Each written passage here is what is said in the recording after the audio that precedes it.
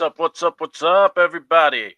And if you are in hearing my voice, well, good. That means a message from. Oh, so that's what she was talking about. All right, I'll figure this out because I want to make sure I keep this account. Anyway, um, yes. Hello, everybody. Sorry about that. I am C Double, and we will be coming up and figuring out everything. Uh, There we go. Go back to that. What's up, everybody? We have a jam-packed show like we normally do because wrestling don't stop. And when it don't stop, you get the three of us together, and we're finally together after a long layoff time. And ladies and gentlemen, without further ado, we want to introduce the man that has become missing. We almost had to put his picture on a liquor box or a liquor bottle because that's the only way we would have been able to find him. Buddy, we know you were in Australia. You turned your ankle pretty bad. How are you? Look, you can't be doing too bad. You got re. Oh, hey Jerry, how you doing? Very funny. Ladies and gentlemen, we got Hilarious. Jerry in the house, man. It's been a long time. We miss you. Oh man. All right, now without further ado, we got the legendary, the one, the only. You know him. Ladies love him. Mr. Laddie Daddy himself. Still no music for me. I see how it is. You know what, Jerry, why you gotta ruin my moment? That's pretty selfish, Jerry. That's pretty. That's all ego. I'm not talking about Ethan Page. That's just all ego on your end. Oh, of course he points at the dimple. At least he didn't point at the hole in his mouth. All right. Well, look, we're going to talk about wrestling because NXT put on a heck of a show, and honestly, they were on fire this week. I mean, from what they did. Me and Ladarius were talking about it in the pre-show here. But, I'm so glad Jerry's back because, Jerry, I swear, if they would have called Ox, they would have gotten a better ring than what the heck they got in Australia. So I am very confident to say that ring was not 18 by 18. No, that was a Especially with the 16. little board steps that they had. That was a 16. Okay. So you say 16. Ladarius, obviously. Now, look, a lot of us, we're not going to really talk about the AEW show because I'm not going to lie. I went to sleep after watching Vengeance Day or a little bit after. So, and after seeing Matt McClune's slam dunk abilities, which, dear Lord, white boy could dunk. And, if that kills people for the All-Star game, well, you know what? Sorry. Yeah. At least someone brought their A game. Yeah, man, not a. I mean, did you see the other NBA boys trying to dunk? Listen, all I gotta say, what a great month to do it in. It's great. The same way I feel about what Eddie. It's just great. It's just all great. Okay, fantastic. Besides the Eddie Thorpe match, we're gonna just kind of not bring that up because that's a sore subject. I know. But no, hey, I'm great with it. I'm. What are you talking about? I am great. I am NXT. Great. Oh my God, they are going. Hold my beer. You know what? Look, AEW. You're showing off Hangman Page and MJF to do a face-to-face. Good. That's smart. How are you going to counter Moose and Oba? Because I don't know how else you start a show after that. And then we got news. Oh, the Hardys are coming back. I mean, Jerry's inner wrestler was doing the Jeff Hardy dance as he was washing his hands too. I heard, Yeah, I can see that. I can see Jerry just rocking. I can see that. With the gyration of the hip. Yeah, I can see that. I can see that.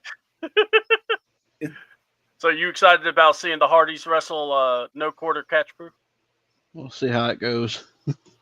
I'm a little nervous for him, but I mean, hopefully it won't be too bad. I'm looking forward to it. I mean, it's not like they're not wrestling other guys, so they've wrestled people before. It's not like Oh yeah. It's not like the Death Riders where they went All right, boys, this ring's too small. Let's go outside and fight. I got to get my stuff in. Hold on, let me hear. I would have went outside on that ring too, because So much room outside. I mean, heck, you could have went out to, had a picnic table on the other side. I mean, geez. So look, first of all, the biggest thing over was Harley Cameron. And by the way, I got to see that video. Earl, if you do ever go to WWE, you're gonna kill it. Your personality is freaking awesome. I mean, to come up with the stuff she came up with, I'm pretty impressed with her. So, but that's as nice as I get about the AEW brand. I mean, I'm sorry. When I saw that ring, and then I saw the clip of Buddy's ankle, I'm like, he better not. yeah, Better not be like that. Better not be a broken ankle. That's what I was afraid of. Now, if it's a sprain, it's okay. You can deal with. There'll be discomfort. You'll have to crutch maybe for a day or two. But I just, and then you have your wife with you. It's almost like, and then not just that. It's not just your wife. You have the person that main evented in Perth, and they looked amazing. Then they come here, and it's like she's probably looking. You couldn't beat him. I beat Nia. That must have been an awkward phone call, right. or awkward talk on the way home. So Everything I'm seeing is it's not broken. Well, that's good. That's good because, like I said, they were catching some good momentum, and I just don't want to see nothing happen to those two. I mean, especially Let's him. see. Actually injured his ankle during his injury. All right, Jerry's definitely doing some reconnaissance. So look, my Jerry on the case. all right, I saw the ring, and what scared the living bejesus out of me, and y'all tell me. And Jerry, you could tell me more if anything, but I'm just saying, I saw the ring, but I was more concerned because the turnbuckles looked like they were coming in, Yeah, and I was afraid they didn't tighten the nipple up. that could be one of the multiple things. Oh my God! Look, and someone's like, "Oh well, just ignore the ring," and the matches were great, and I'm going, how do you ignore a ring when someone was supposed to go over the top and they rolled underneath? And then Kenny, who's on the mat, is bouncing up and down because the referee's just walking. Yeah. So what I'm guessing is it was a spring-loaded ring, which is why he was bouncing. Oh yeah. As far as the post, that could, like I said, that could be one of two things. Either the top rope was in the middle was too tight, so it was pulling everything in. Okay.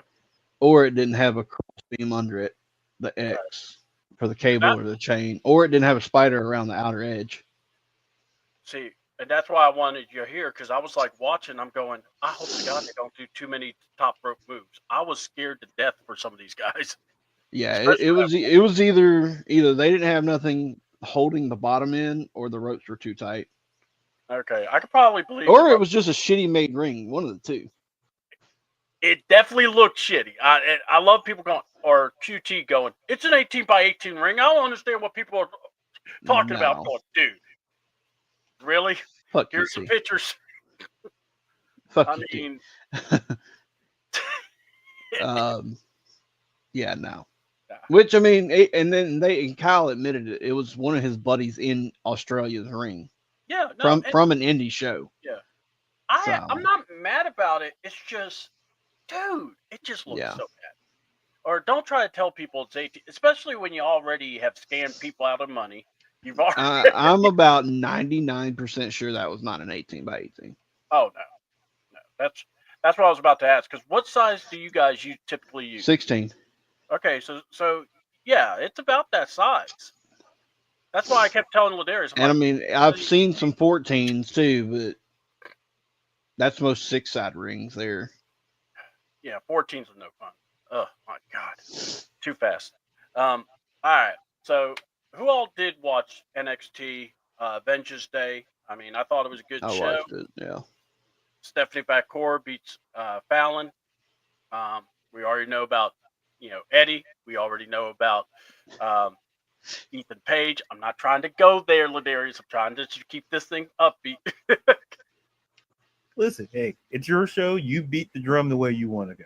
I'm not gonna beat any drum, or you know what, you know where I stand. I wanted Trick to win. Okay, let's make that very clear. It's executive producer Ron Thomas and possibly Shawn Michaels that might need to talk from you.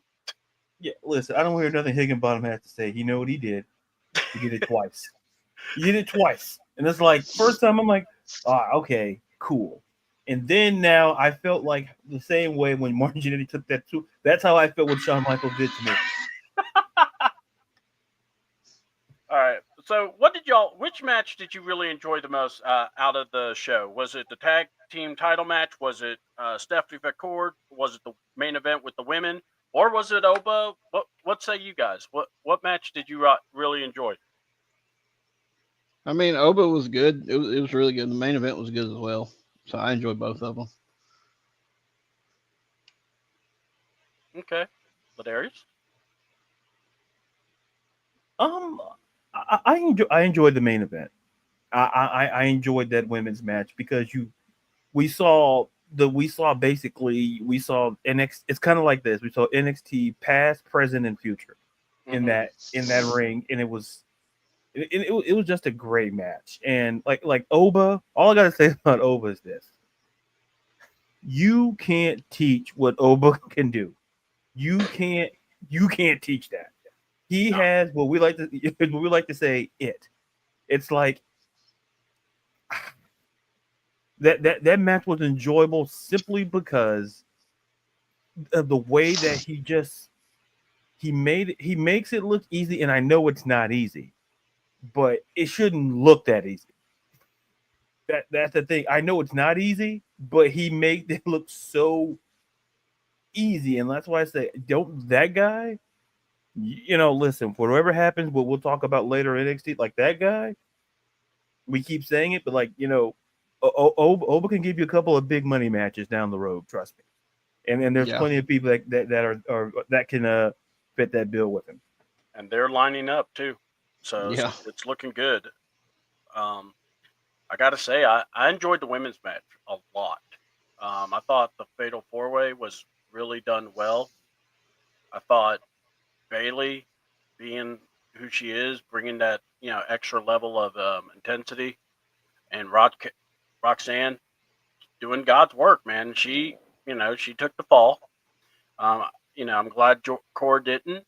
I actually enjoyed Core in the match too. I thought she did very well. She brought herself pretty good. A match that I want to shout out actually, Javon Evans and Ethan Page. Yeah, that match was better than I thought, and it was very good psychology. Think about it. He's wearing the big ass mouth guard, which I thought I knew it was going to be a good match. Oh yeah. Well, I thought the mouth guard was going to be more of a problem than anything else, but he came in there house on fire and just put on a show. And that jumping through from the announce table was just crazy. Yeah, I'm still here. I'm just doing something. And I enjoyed the Corey, commentary on it too. But that match was really good. And I just thought both men did a really good job, a solid job on selling that rivalry. And then we saw so in the tag team match, we've got 4 men masked, of course, attacking pretty much everyone in the tag team match. Yeah. At the end, I guess they did their beatdown. It could be Retribution. It could be a Shield knockoff. But either way, this is what they were doing. It's a Shield knockoff. Yeah. Well, some people were on some shows. Some people called it Retribution. Some called it Shield-ish. That was what they did. Now, what they did to Oba, I look more like Shield, because that powerbomb was freaking crazy. In fact, that Oba was like, "All right, y'all could throw me around like this." Yeah. I don't think I could do that. It's like, no, player. You ain't. Wait, you gonna do what? No, thank you. I'm not. I'll sit over here and just watch it. But yeah, what did y'all think about this group? We'll go into more detail as the show because of NXT. But what did y'all think about it? Of the group, Yeah, you could whatever the group, the beatdown, whatever you want to talk about. so I'll do a two-part. I'll do the group and then I'll do the beatdown. Okay. Like I said, it felt like a Shield knockoff. Mhm. Kind of with a Retribution knockoff. I could see that now that it's brought up. Mhm. I had no idea who they were. I mean, I know one of them's like a guy that's on NXT, Yeah, that's the but same. I don't know who the other three are. Now as far as the beatdown, like I said, it felt very Shieldish or early NXT original beatdown style, where it was chaotic. So we'll see how it goes. I think it's going to morph more into what the Shield ended up being, to where right when they went up to the main roster, where it's like a mercenary style group. So we'll see. Yeah. I got an interesting theory on that, but I want to hear you guys first. What say you, Ladarius? To me, the tag team, no, with these guys, when they attacked the tag team, that gave me Retribution vibes. Mm-hmm. But what they did to Oba, I think that was more impactful to me than what they did to the tag team, because you literally took the most dominant guy in the company, Yeah. and just that gave me kind of like early Nexus kind of Shield vibes. Yeah. Where they just let's find the biggest star in the brand and just toss them around the same way the Nexus did when they beat the hell out of John Cena. At least they didn't choke out a ring announcer with their tie. Yeah. Like, also, we are yeah. dealing with Shawn Michaels. He probably would be okay with that. Oh yeah, Shawn. Yeah, fucking- you know, it's funny Jerry said that, because I'm like, man, where's the announcers? Like you see Mike Rome? Yeah, I gotta go. Ah, hell. Show's Mike over. Rose, hold on. Mike Rome's like, hold on. Now you can attack me. Wait. I got no tie, guys. I got no beef. Moneymaker. Then went after his hair. No, not the hair. No, Yeah, not there. Oh, just Looks like me afterwards. oh my god. But like I say, I'm curious to see kind of where they kind of go, because like I say, I kind of like, okay, man, we're seeing like Retribution 2.0 when they attacked the tag team, but when they came back and attacked Oba, I'm like, okay, this, like I said, the early Nexus Shield kind of vibes. And so I'm curious to see what they do, at the end of, we'll talk about NXT and what they did at the end of that show. It's like, poor Stone. Jesus. Poor Stone got Stone. the shit beat out of him. So tell Robert Stone, listen, it's not always great to, listen, when it's 10 o'clock, you clock out. Like, you don't stay after work. Just, in fact, he probably was trying to leave early. That's probably the worst part. Yeah, it's like, oh, hey guys, you guys want to talk? That's not how it works, Stone. but yeah. So like I said, I'm just curious to see where they go, because the attack on Oba to me was more impactful than what they did to Fraxium and Briggs and so I'm curious to see where they kind of go there. All right.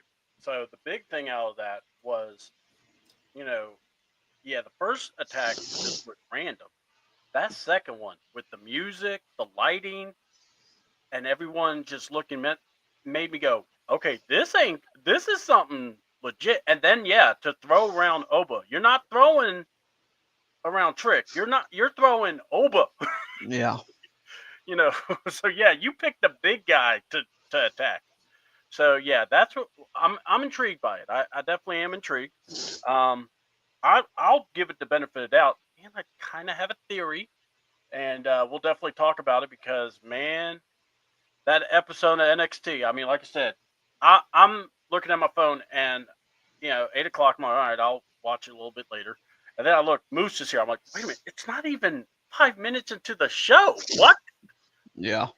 And so Moose, getting a glimpse of what it could have been. Okay, Jerry, we can be a little nice. Be nice to Moose for one moment, okay? Fuck him. I know. Jerry takes a stand. We know where he stands. Can you guess? Oh, we don't have to, because we know. I'm never gonna tell Jerry how to say anything because that wouldn't be Jerry. So there you go. But so here's the cool thing. In that promo where he's talking with Oba, he's doing his spiel, and then he goes Oba versus, and he goes Moo, and he was quiet because I think he thought I gotta say The my name crowd. because no one doesn't know who I am. But as soon as he did the sick, everyone knew to say Moose, and I'm like Yeah. going, that's cool. And I'm going, I'll bet you he's blown away by that because he did not expect that. Yeah. So, but yeah, so we start off with just hitting a homer out as soon as the door opened up. So we got Moose and Oba, and Booker T said in an interview that's a match he would love to call. So, and he loves the fact that when you have TNA, you're able to bring these kids, as he calls the NXT Yeah. folks, to get them in a spot where how will they respond to being in somewhere different like this? So, Right. and now it looks like a rumor showing that Oba may be invading NXT or TNA. So that'll be interesting. Just stay away from Tessa Blanchard. That's all we ask. She doesn't like certain people. Anyway, we're just saying it's a rite of passage. So we get Jada Parker, Kalia. Oh God, I can never say her freaking name. Kalani. Kalani? Thank you guys. I apologize, Kalani. Man. If Kalani is one of our viewers, I apologize, hon. But you looked amazing. But y'all got robbed because Carmen Petrovic should not have won that match. But that's just my opinion. Because I like seeing Jada Parker's moves, especially after she does the hip attack thing on the turnbuckle. But I was very surprised seeing, and I was like, oh, Carmen won. Okay, so I'm jotting down. Okay, Carmen won. And I look up, I see Jordan. I'm like, oh, cool. And then I hear, wait a minute, we're going back, and the Fatal Influence is beating them up, and I'm going. And then they went into a picture-in-picture thing, That was so funny. and I'm going. She's getting the brakes being off of her. Let's go to picture and I'm like, what? Nobody's, and poor Ashanti the Don's just like, he's calling people to come out, and it's like, what do we do? You got Adonis over here just with his jacket going, oh man, I wish I could help. Yeah. Dude, shield something. Nope. He was calling for help. He was Hold doing on. all And that. then it's like he was in the corner and she's like on the other side of the area, and I'm going, dude, you really suck on taking care of a woman. You really do. Man. Well, is what it is. So of course it leads into, you got backcourt, you got Julia, and then you got Big Mama Thick Mama Grace came in out. And oh, she's big, and she's beautiful. Josh Gresham, God bless you, sir. may the roads be blessed for you. She was prettier when she was chunky.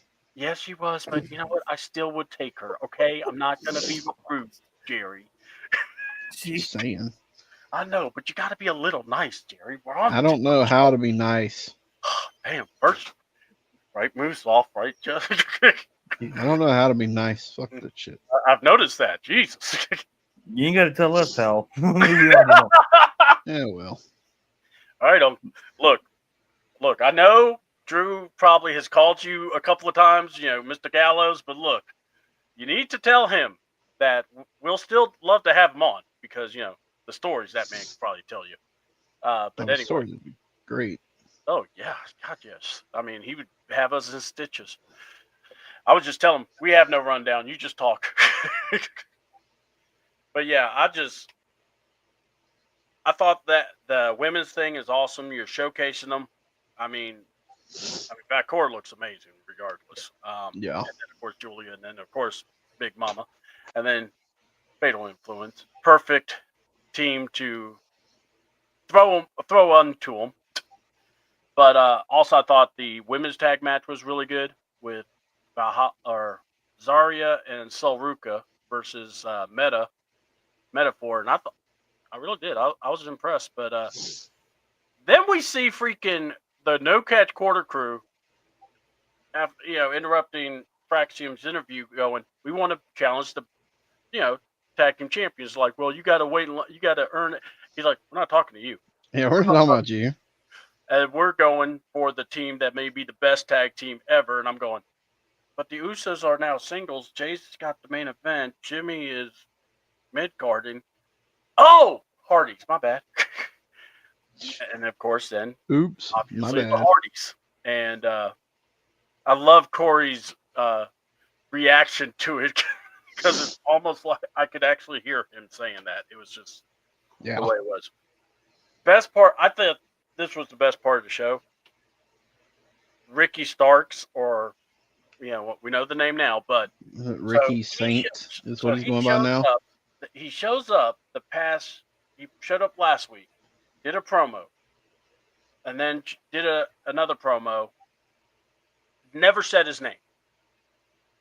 Never, and Right. even when he got out of the card, out of the most dangerous place in the world is NXT parking lot, which we'll talk about that in a bit. Wow. And then you got and everyone that's talking to him never said his name. And I'm in my head, I'm actually started wondering, are they worried that Joe Henry's going to show up if they said his name? I mean, because it's Ricky, it's not Joe. But man, he comes in to, he does his little, he speaks, talks about, being a reality. Then another fellow former AEW guy, Mr. Ethan Page, all ego, with the smile, with the tight jacket apparently, and they go back and forth, and then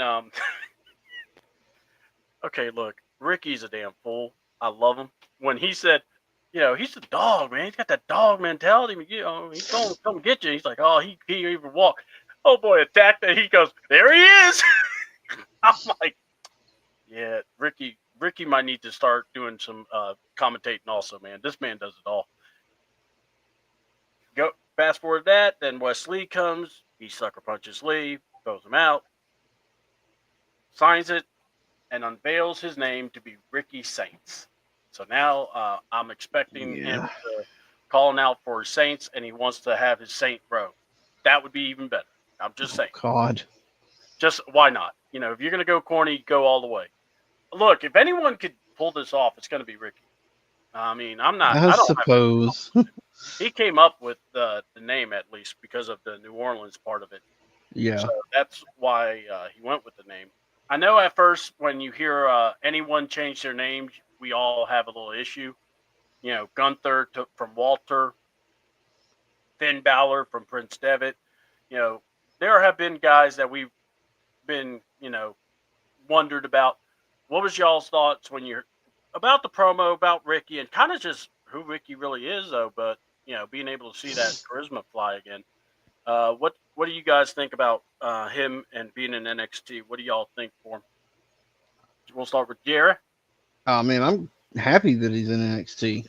I mean, we knew it was coming. We've been waiting on it. Mm-hmm. I don't know how I feel about the name. That's the thing. We'll see how it goes and how it grows. Another name that hit me while I was on the treadmill, Bray Wyatt.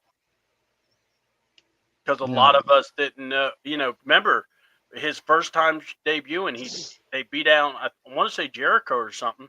And fans were calling, saying, you are Husky. And it's like, but from then on, it's like they never even went there because, he made them believe into Bray Wyatt. So it's just a thought that, hit me.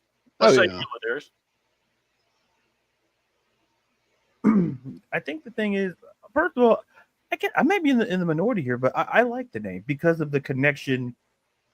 I don't dislike it. I don't know how it's going to go. Thank you, Jerry. Thank you. What the? Listen here, pal. Listen. What we're not going to do. You see, you know what? You know where that belongs. I'm already feeling distressed. You don't help it, Jerry. Thanks a lot. Now you're welcome. That wasn't a compliment. Now, work together. No, the thing with these name changes is this. when the outrage came with Walter to Gunther, when you start winning, we forget about it. Once Ricky Saints starts cooking, we're gonna forget that this was even an argument or a discussion, because at the end of the day, there could have been worse options to go with, but paying homage to where he's from is apropos, and I understand when people were, when it came from Walter to Gunther, I understand where people were kind of upset, but at the end of the day, when he started dominating, we forgot there was even a conversation. And I think that's going to be similar here, is that once Ricky Saints starts, doing his thing, we're going to be like, man, this Ricky Saints guy is good. There's going to like a front row of people. It's going to be Saints row. It's going to be great. And probably, like I said, 6 months from now, we will forget that we even had this conversation. So, like I say, much success. The promo was great. And, like I said, just curious to see what he's going to do. Nothing short of fantastic. The way it's going on NXT and the way people are being booked, he's in good hands. So it's going to be great. Yeah, he's one of those. He's that kind of. It's like this. If he's that good of a talent, he should be able to get on and be able to take this to another level. And my thing is this: it could be worse. He could be Cope, and there's no hope, because that's for a dope. And if you haven't heard, he said to Bust It Open about some experienced guys probably getting inside his creative and causing some issues there. And as he said, you have my number, text me. And I'm going, And I'm sorry, it still counts to two people in my head. And they actually were tag team champions before. So, we'll talk about that later on. But, when I think, my thinking of that is don't screw people over like that, man. I mean, he went through a long time before he came to WWE or NXT. And I'm excited to see what he does. And of course, a little spit of comedy, because then you got to see him go. If you didn't see, he interrupted, or he just walked by a Wesley before the thing, and he was all mad about it. Well, he also was dapping up all the tag teams. And the reason I'm bringing that up, he comes back to the same spot, and they're all laid out. And of course, he's going, man, NXT's a crazy place. And then, of course, Vic Joseph says, so who's going to tell him about the parking lot? I thought that was really good. I like that. And then, of course, the main event where the women just dominated. That women's division is stacked. The Hardys accepted the challenge next week. Actually, next Tuesday, they will be in Cincinnati. And Moose is going to defend the X Division title against Lexis King, another AEW guy, former AEW guy. And then we'll see the debut, because we're going to see Ricky Saints and Javon Evans versus Ethan Page and Wes Lee. And it's going to be an interesting tag team match. And it's the same building as AEW was at. So, about a little less than a month ago, where, it was really boring and people didn't want to talk about it because, and it was, hey, the big thing is John Moxley is the guy we want to, support. And it came off really bad. So then at the end of the show, it looked like a dust up. The same people maybe that took out the tag teams. It probably wasn't a banana peel. It was, that group again. And they took out, of all people, Stone. So I got my little theory on who might be behind all this, because I always love somebody being behind everything. I'm going to let you guys go around. What say you? So we'll start with Jerry, and we'll start with Ladarius. I don't know if I don't know enough about it to say somebody's behind it. I mean, I'm sure there is somebody calling the shots like there was with Retribution when it ended up being Mustafa Ali. Yeah. Hi, Carrie. Gary. We have a great show. Also, Ladarius, may I ask what you're eating? Ladarius, they want to know what you're eating. Yeah, she just had Raising Cane's also. So that's what I'm having for dinner. Hey, Carrie, I tried that for the first time yesterday, and it was yummy. I have yet to try it. Oh, it's not bad. Actually, pretty good. I was worried that it was just going to be hype, but it was good. I was impressed. I have to try Alright. it someday. All right, Ladarius, what say you, my friend? Oh, I thought Jerry was still going. Okay. No, I'm done. Oh, Carrie said, "Wait, I didn't realize that you had it too." I'll let you guys talk about Raising Cane's. This seems That more sauce interesting. is good. That sauce is good, but I mean, I wasn't trying to be the person that said, "Oh no, I'll wait, I'll do something else." No, I'm actually like, next time I'll probably ask if they have honey mustard. And then hold on, there's just one open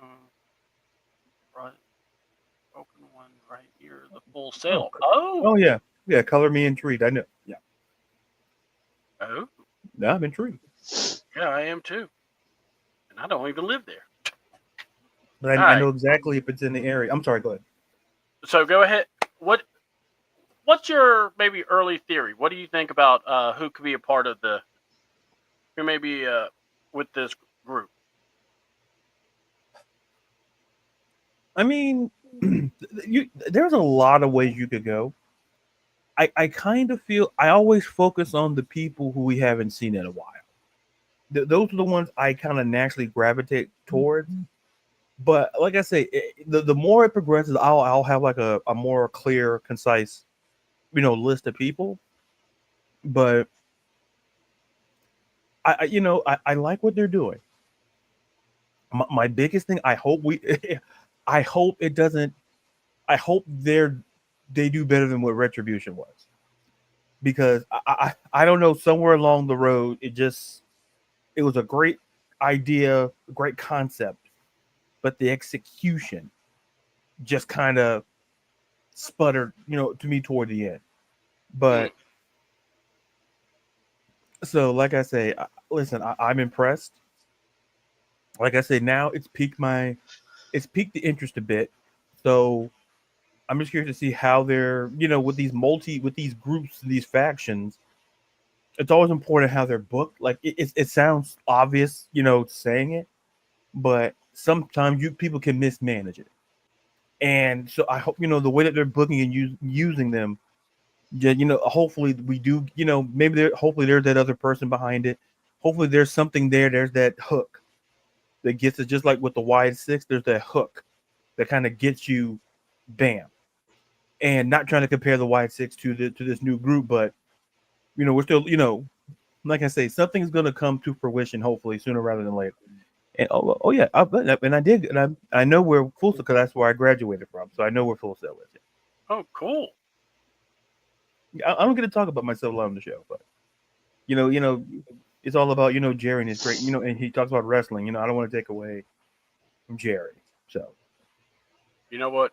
Next week we're gonna do a show. It's gonna be called the Ladarius Review Show, where he gets to gave Jerry a compliment. Nothing. This is why I stay quiet. This is why. Even on the other show, I give a compliment. Well, you know what, Jerry? You know what? Duck you, pal. Duck you. Now. Oh man, y'all are true. So okay, my thought. Look, this would sound crazy, but it would actually be kind of cool if they had Ricky Starks in charge of this group, because just a simple factor, he could just simply say, "I know what it's like being held down. I know what it's like to not be able to wrestle," because these four men are frustrated guys that are not wrestling, obviously. So, you could come. There's that common theme, and sometimes you just see something, you just go, that would really work. SmackDown review, really only a few things happen.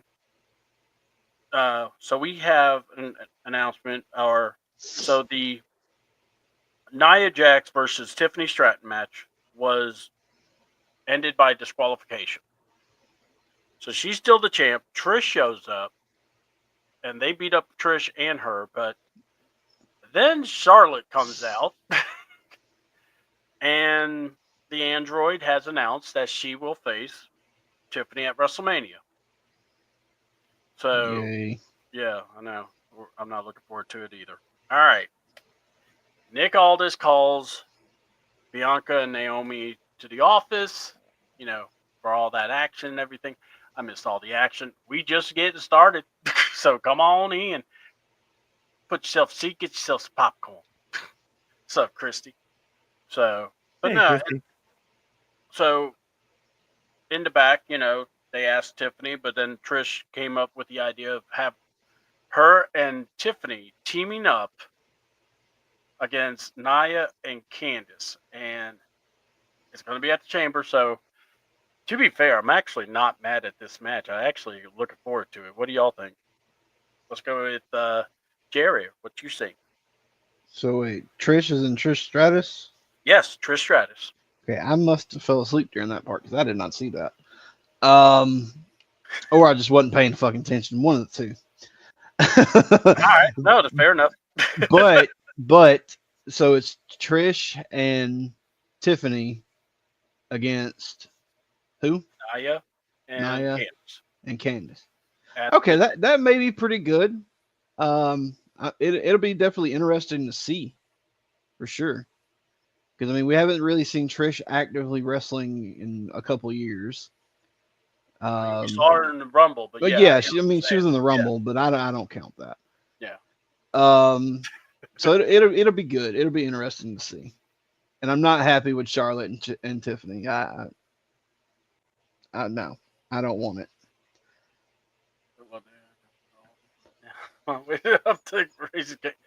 Man, I'm gonna end up wanting that too. Because geez, yeah. So that's what happened. Also, it'll go into our Raw review, but Sammy and KO kind of threw out basically Sammy KO threw the challenge. I'll see you in Toronto. So, Sammy not doing too good and all that good stuff. Then we had Meat Madness, where we had Jacob Fatu, and look, the more Fatu speaks, the more I'm falling in love with this man. He's a danger to society, and I love it. Him and Mr. Yeah. But yeah, him, Priest, and Braun Strowman went at it. Priest wins the match. Of course, it's one of those.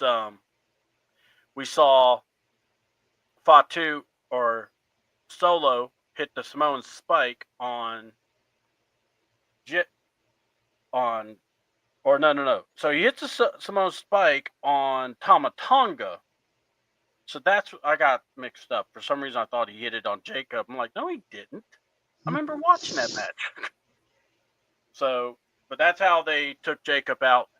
And Priest did that choke slam from Valhalla South of Heaven to Braun Strowman to get the win. And what was it? So we'll see Priest in the Chamber. What did y'all think about Priest being in the Chamber? Are we good with that, or are some of us not happy with it? What's up? Yeah, I mean, it should be good. All right. I don't see why it wouldn't be. No. I'm good with it, actually. What say you, Ladarius? Here you go. Ladarius? Oh, I think I just saw the little thing. Okay, he'll be right back. So we'll ask him when we talk about the other stuff. All right, so let's just go to Monday Night Raw, which. All right, so what was your thought? Because see, you weren't here last week. So what was your thought about Jey Uso challenging Gunther for the title? I mean, I knew that was coming. I think they're going to put on a hell of a match like they did last time. So it should be interesting. I don't know if Jay's going to win it. I don't know if Jay is the one to take it off of Gunther. Would that be badass? Definitely. For Jay, that would be awesome. I would not be upset for Jay winning the heavyweight title.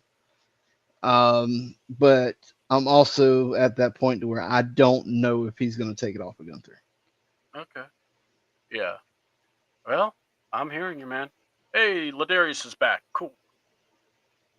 Welcome back, brother. You there? Yeah, I'm here. I didn't know you wanted me to say anything or not. Well, no. I was going to bring you up because what was it? We were just talking about the Priest being in the being added to the chamber after that triple threat. What did you think about it? And are you cool with Priest being in the chamber? Yeah, well, I didn't get to talk about the Trish thing, but Well, talk about the Trish too. I mean, look, no. when I do these reviews, I usually jumble everything up together, and I totally forget. It's okay. You want to feed Jerry's opinion matters. Oh, stop on it! the I'm matter. asking you too. Well, I'm not being it's not condescending when I say it. Obviously, when Jerry does it, it's absolutely condescending. But when I do it, it's all down the middle. But no biases here. All right. So well, the Trish thing, because you do cover the women's wrestling, I do want to hear your thoughts because I thought she looked good at the Rumble. What do you think about the chamber? And then back to about Priest. When it comes to Trish, I recall her saying, "Listen, she can still go." So I'm not all that surprised there. Listen, having that match in Toronto, it makes a whole lot of sense. Like I said, she's far from done in my opinion. I wouldn't be shocked if maybe we get a WrestleMania something out of there with that. I wouldn't be completely shocked. But there's a couple ways you could kind of go with there. But as for Priest, I'm not really upset because to me, Priest going to SmackDown made me happy because it felt like when he was at Raw, he was just stuck with the feud with the Judgment Day, and it kind of got tired really fast. Mm-hmm. Especially post first, I'm like, we got to do something. He goes to SmackDown, it's a fresh opportunity. And I don't mind him being in the chamber. I really don't. I think, the curiosity kind of comes in. It's like, well, I'm not saying he may win it or not, but I don't mind it at all. Simply because, listen, he's a former world champion. He has the, listen, it should be interesting. The men's Royal Rumble this year is super interesting for a multitude of reasons. Because, like I said, we still don't have a clear picture as to who Cody Rhodes is going to face at WrestleMania. And we're in February, and WrestleMania is in April. So I think Elimination Chamber is going to tell that story. Maybe I don't think it'll be Priest, but so I'm just curious. Like I said, I have no problem with him winning whatsoever. I think it makes sense. It fits, and like I say, it should be a good chamber match. Awesome. Let's talk about it. We had the beginning of Monday Night Raw, which was quite interesting because Sami Zayn actually came out and demanded a match with KO or something. And Pierce comes out. They did this back and forth. And then, they obviously basically announced a non-sanctioned match where basically they could do whatever they want, go crazy, beat each other up. No one's stopping it. So, and it's going to be in Toronto where it all started, or, where they all can start this thing. What are you guys thinking about KO versus Sami in a non-sanctioned match? What say you, Jerry? If they let them do half the shit they did in Ring of Honor, it's going to be damn good. That's my only take in it. If they let them do half the shit they used to do, it's going to be good. Oh, yeah. Or if they let them do half the shit they did when they first worked each other in NXT. I'm down with that too. Also, man, he brought that package power driver, and I'm just like, this is great. What say you, Ladarius? You know what? Listen, glad it's happening. It's not the first time they fought each other, but like to Jerry's point, if we get anything close to what we saw at Ring of Honor, it's gonna be fine. And when you have two dudes like Kevin Owens and Sami Zayn go, you really can't go wrong. It's one of those things where they fought against each other, they won tag team championships, tag team together, and just the dynamic is so great.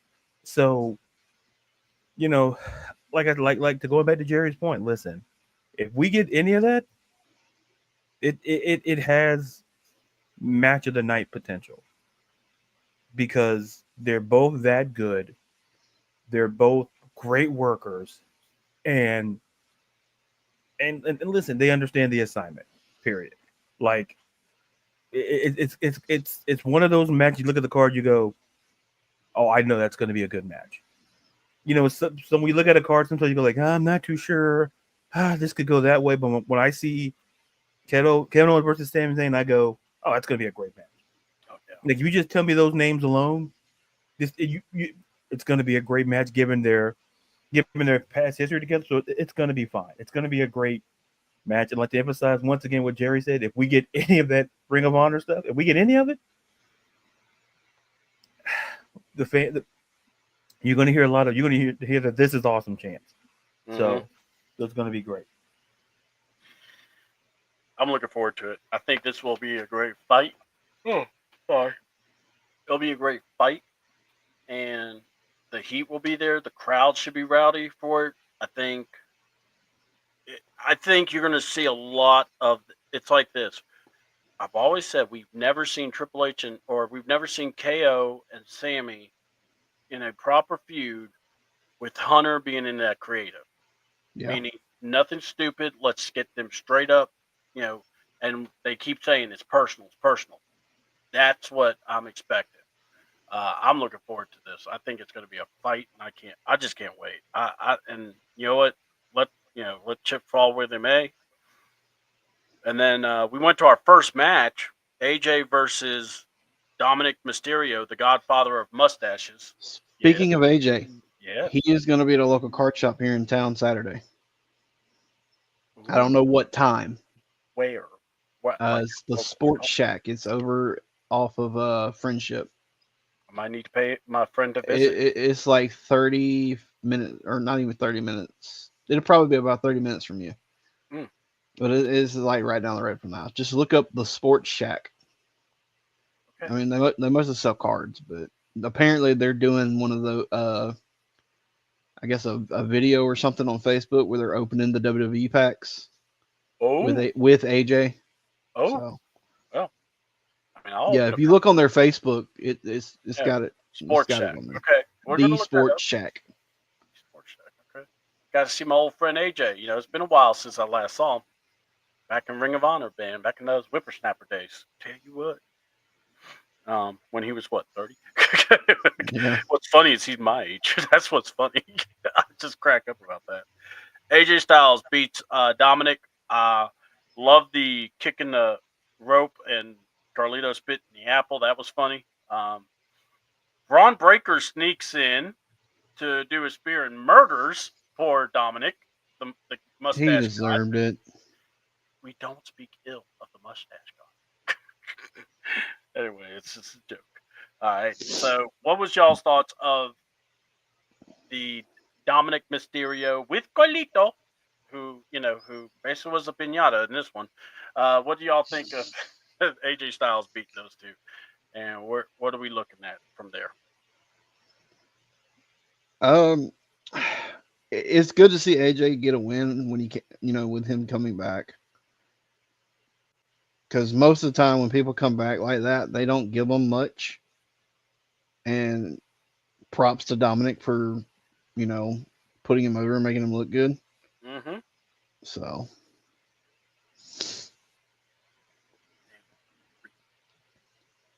Sorry. I was trying to. Oh, you're good. I'm multitasking too. Yeah, me too. I was trying to plug something, and I was like, "We are love." No, we are live. Why does my autocorrect does that? Anyway, so, what do you think there, Ladarius, about Mr. AJ Styles, Uncle Alan? Listen, great to see him get a W. I'm just listen. I put it on Twitter. Listen, Braun Breaker versus AJ Styles. Look, if that's the route we're kind of getting, I'm not upset about it. I'm not upset because listen, I don't necessarily, contrasting is one word that comes to mind, but like, look, AJ Styles is a guy who's easy to root for first and foremost, given his body of work everywhere when it comes to wrestling. That's number one. Number two, it feels like I say, AJ Styles, he has a run in him. He has a run in him. He, there's a story there to be told, and if he's if we if we get AJ Styles versus Braun Breaker at WrestleMania, I don't know how few people who would be upset about that, because here's like I said earlier, we don't know what the card's gonna look like, and we're always quick. What's up, Ron or April, assuming it's Ron? So we don't know how the card looks, but if you're telling me AJ Styles versus Braun Breaker, I'm not upset. You could still go to Sheamus versus. You could. The thing is, I trust Hunter. After what I saw at WrestleMania 40, Mm-hmm. I trust Paul Levesque to figure it out, because just like any draft, it's not an exact science booking a card. The key to booking is making a card that not only works, for the fans, but has to work for the wrestlers. I think, I don't know if Jerry can attest to that. It's that the card has to work like for the fans. Like I say, the whole fantasy booking is like, look, what may work for you may not work for the wrestler. Yeah. And that's the perspective you got to take it from. It's like, look, chemistry matters, storylines matter, and AJ Styles versus Braun Breaker is a match I don't think people be upset about. There's a lot of ways to go. The one thing that we can lock in for sure, Braun Breaker will be at WrestleMania. Mm-hmm. The question is who's he going to face? That's Right. the question. Is it AJ Styles? Is it going to be Sheamus, who needs that illustrious IC title, for the Grand Slam? You can go a lot of different routes. But as for AJ Styles, listen, I'm not upset he cleaned the brakes off of Dominic Mysterio. I'm not mad. Braun Breaker speared him halfway across the world. I'm not upset about that. If you want me to have sympathy for Dominic Mysterio, I feel that what happened to Dominic Mysterio is the same way I feel about Eddie Thorpe. Okay, I'm just going to leave it there. I'm just going to leave it there and just go back to you. Just go back. All right. Well, hey, fair enough. And then I just got to say this. When you throw your shirt and AJ catches it, you should be honored. That was an awesome look. I didn't care. Some people are like, that was lame. I'm like, man, shut up. That's AJ. That's Uncle Allen. He could do whatever he wants. So, pow. We had Dakota Kai win against Ivy Now. Now, I'm a little confused by this, but yet maybe I can also be one of those. It's a rare thing about me. I can be patient with a storyline, or Right. I can be patient with booking. But I thought Ivy should have won, but I'm okay with Kai winning. But what say you guys? I thought the match was pretty. It was good. Unfortunately, there's not the heat that you wanted, but I thought they worked good together. But what say you guys? Let's start with Jerry. I mean, I'm glad Kai won. And there's nothing against Ivy. I think they could do a lot with her that they're not doing. Like, she is very talented and always has been. Even coming right off of injury, she still showed that she can do everything that she did right before she left with that injury. Mm-hmm. So honestly, I want them to put a title on her, a singles title. On Kai? Dakota, yeah. Oh, Dakota. Okay, yeah. I want her to take the belt off of Lyra. Okay. So, all right. What say you, Laderty? Listen, yeah, I agree with Jerry, because when I initially did my article about potential people winning, the women's intercontinental, I had Dakota Kai very high on my list, because it just feels like, if you look at her career, Like she never had I don't believe she ever had a singles title when she was at NXT. I know she won tag team gold, I believe, with Raquel. Yeah. It just felt like Dakota Kai. I can see her being a champion. And look, as for Ivy Nile, I just don't know. It's a situation with Ivy Nile where you know that the talent is there, you know that it's there, but in a women's division that I don't want to say it's cloudy, but that you can make cases for a lot of people. It's just like Ivy Nile it's like at some point she has to win a singles title. It's like I don't want to put her in the same category that I do say as Zoe Stark, in that category where I'm like, man, they're absolute talent, but given the circumstances we're in now, I think the future is still bright for Ivy Nile, and I think Dakota Kai winning was the absolute right call. Even I'm like, it's going to be a great match, even though I said, okay, Dakota's going to win, but it's going to be a great match. And like I said, for Dakota, for her to win a title, to win a singles title, I think would kind of signify all the work that she's done and the injury she's had to go through. Like as soon as she felt like she's getting close, all of a sudden she's on the shelf. Mm-hmm. And that can be kind of demoralizing. That can, mentally, that could be like she's so close, and then all of a sudden injury knocks her out for a couple of months. Like I said, the match was great. And listen, I'm excited for Dakota. I can't express it enough. Where I think, I think Jerry will agree. I think really high of Dakota Kai, given her work in the ring, and listen. She has the potential to be a singles champion this year, so I wouldn't be shocked. We may get it post WrestleMania, or maybe even before, depending how it goes. But just good on Dakota Kai. It was a great match. Like there's still hope for Ivy now. Listen, having the women's mid-card belt is still making a difference. Now we have more competitors and more challengers, and that was the goal in the first place. So Ivy now is still not out of it. Yeah. I mean, look, I don't think anyone was out of this. I think, if anything, you just let the process go the way that it goes. I don't know about a title change just yet, but here's what I'm going to say. If something happens with Lyra, then put the belt on Dakota. I have no problem with that. But my thing is this: make sure there's a plan, because that's what I'm concerned about. And I think there's a couple of ways you can go with that U.S. title and the women's Intercontinental title, but we'll see. I'm not worried about it right now because I'm trying just to enjoy the ride as we're experiencing it now. So, with that being said, I'm looking forward to seeing what Kai and Lyra can do again. If Kai wins, awesome. If Lyra wins, awesome. I just give me a good match. That's all I ask. Give me something to be enjoyed. All right. So Gunther decided to do a little role play.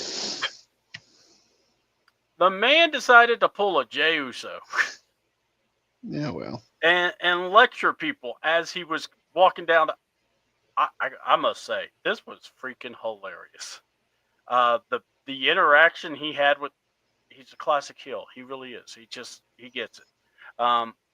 Finally gets to the announce crew, and I was hoping he would take his hoodie off and beat the hell out of Pat McAfee, unlike what he didn't do last week. But anyway, that's rude. Because Pat McAfee's over freaking rated. But anyway, and that's rude. It's my show. I can say it. So whang. Listen, put no money in my pocket. What did Pat McAfee do to you? I know, right? He's a poser. He's not. You think he's down? Listen, there are a lot of posers, but he's a poser. Listen, I didn't mean to interrupt your time. The highest bid, bro. Oh, I didn't mean to interrupt to take your time, but I mean, listen. Pull apart bar, by the way. Is Pat? Is Pat like an all-time? No, but Pat is exactly who he is, and Pat is authentic, whether we like the authenticity or not. Now, I want enjoy Corey Pat back. McAfee. I want Corey Listen, back. like me, like the football guy in me, yeah, I enjoy. Listen, he brings passion to the job. Sometimes maybe he takes the passion to another level. Sometimes that may, but nonetheless, he is exactly who he is. Mhm. And so at the end of the day, like, listen, Michael Cole, but on the impulsive interview, but he's no Yeah. longer in charge of the announcers anymore. Somebody else is. So That's cool. so at the end of the day, listen, we file our complaints with the other person. He's not terrible because listen, Look. He hasn't been as bad. And I thought, and I'm going to throw a compliment. So, Oh, y'all God. can hold your seats and everything. But look, I'm I not holding actually my thought seat. My the seat's interaction fine. with Gunther was actually really good. I like that Jay came out and, in the middle of that. I thought that was cool. Look, the more they keep tapping into this, the more Uso and Gunther go back and forth. I keep thinking Jay's going to win this belt regardless. I actually think he is going to win it. I love the fact that they put him as the Rumble winner. I like the fact that he made his tour about it and then he made a decision. But I really do. I think when you think about it, Jay's going to, have his moment, and as he should. Let's talk about something because people on the internet thought this was a reveal. Liv and Raquel was shown in a video walking, and you heard Bianca and Naomi both go, "Aha! Yeah, they got him. Mm-hmm. Yeah, they Jesus. better apologize to us."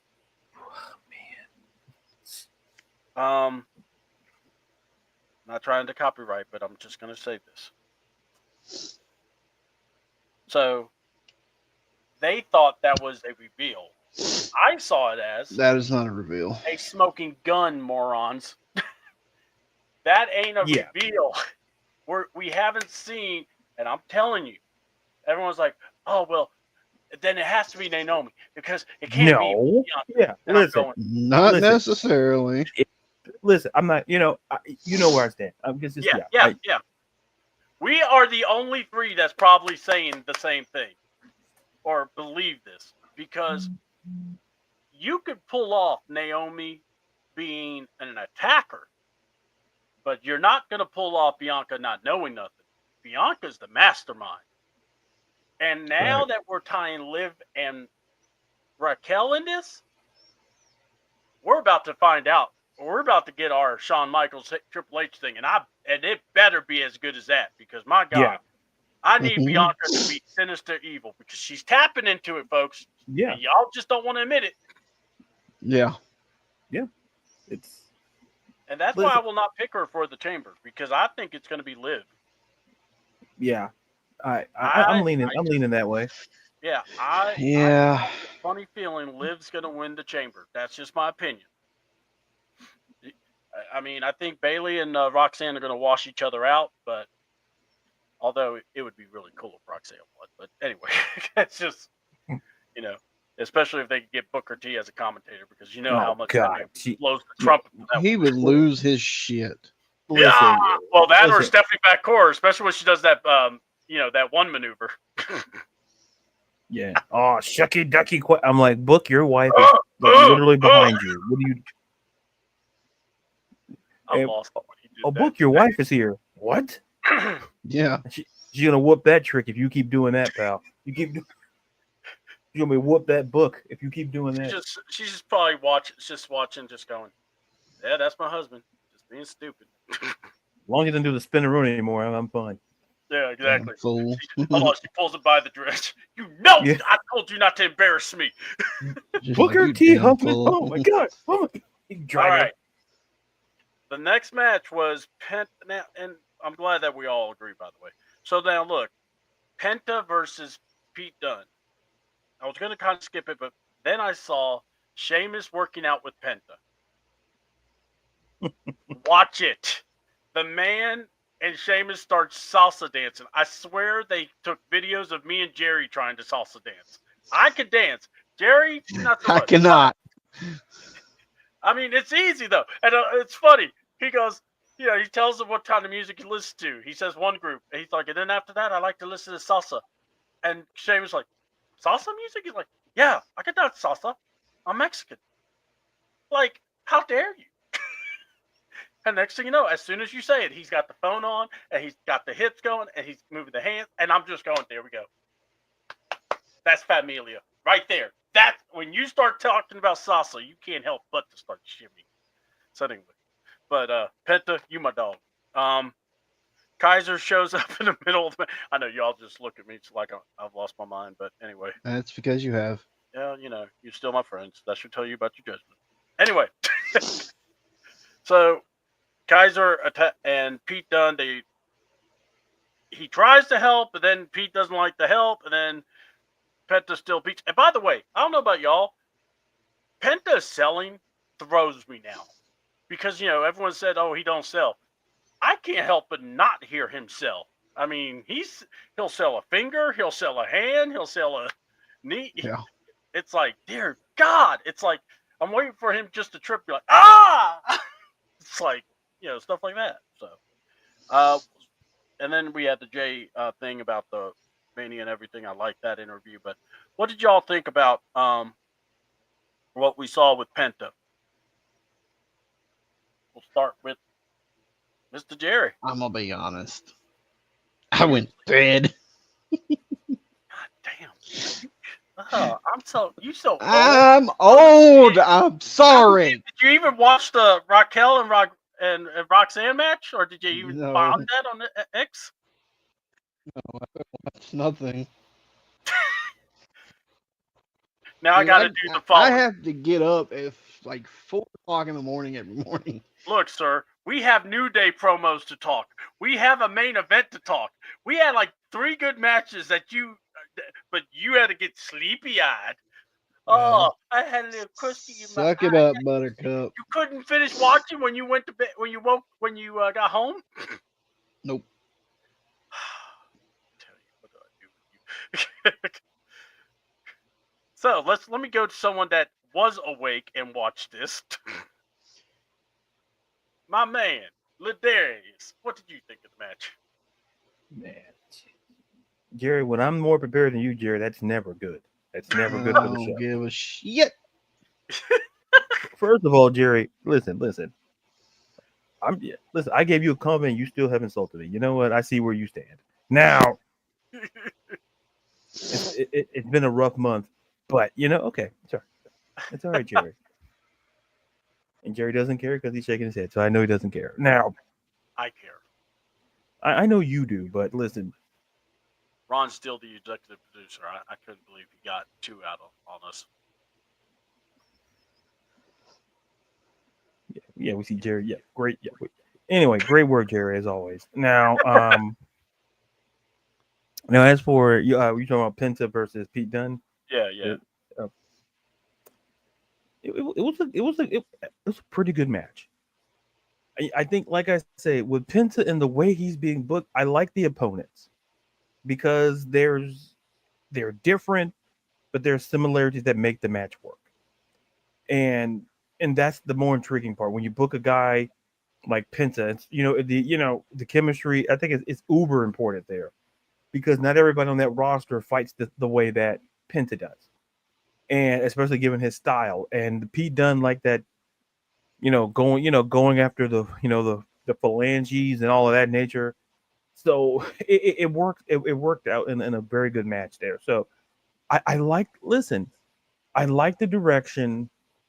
I like the direction he's going. And listen, and more importantly, and I'll say this, I was going to save it we talk about the way Raw is being booked right now and the timing, I cannot express how great it is because you can get a whole lot of stuff in, storylines, matches, and you're like, oh man, this is good.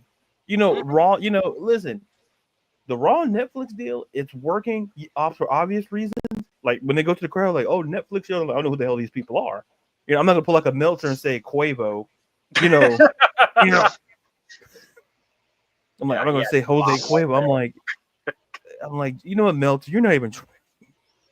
if you like, Just had anyway, I'm not gonna get into that because that's still like, oh, some guy named Quavo. I'm like, sir, if you're gonna insult somebody, at least take the time to know their name. Like, I mean, I don't feel that's asking for too much. a couple of stars have Mm. been removed. It's like, listen, that's why him in that star system. Look, So you fucking want me to give stupid. Melton some stars? He owes us some stars. I'm not giving that man no positive stars. Listen, oh yeah, Quavo. Yeah, look, sir, how do you spell that? Yeah, no, you're wrong already. Stop. Stop. If you study, But anyway, like I say, the Penta, like, it was a great match, and like I say, just the way the show's going, the way he's being booked, it feels good. It feels like it just feels like there's something there, and I don't know if it's going to lead to a singles championship at some point. Hopefully, maybe it does, but given his performance, from like their Royal Rumble, it's like that was kind of a slap. That was kind of like a middle finger to Tony Khan, like, hey, this is how you book people. Like, how do you let? To me, a lot of these guys are a referendum on what Tony Khan couldn't do. And I know AEW fans don't want to hear that, but like, how do you let dudes walk out the door like that? It's like, imagine in the '90s if the Bulls let Scottie Pippen and Michael Jordan go. Like, you know what? We're good. We're good. That's essentially what AEW's done.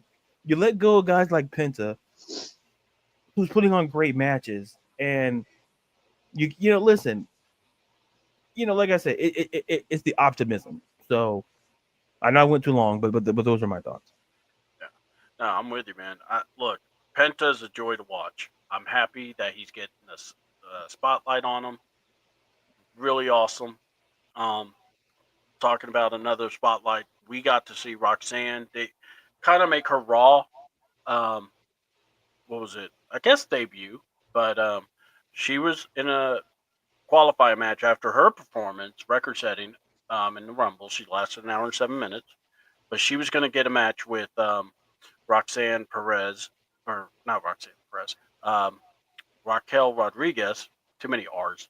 And then, by the way, I did not know her sister Roseanne was in the audience also, because Lillian said Roseanne Perez. I'm like, I saw that. I'm like, and here we're coming to the ring. I'm like, wait, Roseanne's fighting? I'm like, yeah, man. I heard Roseanne. I'm like, oh man, who wants that? Like, without telling her what happened. Now, see, I would have been pissed if they changed her name without telling us and her. That would have been wrong. It wasn't like when Lillian announced Triple H as the former, and then he had to look and he went down the ring and chased him in the crowd. Oh my god! I saw the clip recently and I forgot all about it, and it reminded me of like, well, this is not the first time. Like, Lillian is great at what she does. To be clear, she's very good at what she does. Yes. It took me back to that moment with Triple H when he's coming down, and the former world, and then JR's like, former, and then he just runs down the ramp and just chases. Oh man, luckily, yeah, I'm like who's Roseanne, and then it got cleared up, but it's like, yeah. I thought I heard Roseanne. And yeah, I'm like, okay, so it wasn't just me. When like, okay, so no, we all heard the same thing. Because I heard it, and I'm like, I know I did. And then I heard someone else say, yeah, I heard that too. I'm like, oh my God. But yeah, so Bianca and Naomi, if I'm not mistaken, is it Get It On? Or I'm trying to remember the movie. Bring It On. Bring It On. Bring It On. Okay. Thank you. I'm glad you didn't sleep through that. No, I saw that on TikTok. Your TikTok. So, all right. So what's your thoughts on Roxanne being in the chamber? And yeah, they're trying to tease more with Liv and Bianca and Naomi. By the way, Liv almost shut down the internet again with those shorts. Thank you, Liv. But what do y'all thought about the Roxanne and Raquel, and just Roxanne in general being in the chamber? I mean, I will say I'm glad they're using Roxanne, like they're pushing her. Yeah, I mean, I know they just called her up, so they don't do that all often, and 9 times out of 10 when they do, it doesn't last very long. So we'll see how that goes. right. What say you there, Ladadius? Jerry, the best in the business right there, folks. Best in the business. Short, concise, to the point. Look here, motherfucker. I'm sorry, what was that, Jerry? I said, look here, motherfucker. I'm giving what the see, no, when I give out compliments, all I get is back talk. You know what? I'm done. I get it on this show, I get it on the other show. It's like this is how King Petty exists. This is why he exists. It's because you guys create it. It's the same reason why Bruce Banner turned the whole because he gets tired of you guys just oh hey, great move. Shut up, Banner. And you just piss this guy off. He holds up and he beats the hell out of you. And you want me to feel sorry for you? No. When he destroys Suck buildings, it up, Buttercup. I ain't no Buttercup. I'm talking here. No, Buttercup. For the record, I prefer roses and lilacs. The point is this. Every time I give a compliment on this show and the other show, it's the backstab. Like I'm incapable of giving compliments. And this is why I listen. I side with the Hulk. With Bruce Banner, I get it. Because people you try to be the nice guy, and then you get jagoffs who just choose to just be who they are. Then you Hulk up, and then you start smashing stuff. I understand it. I understand.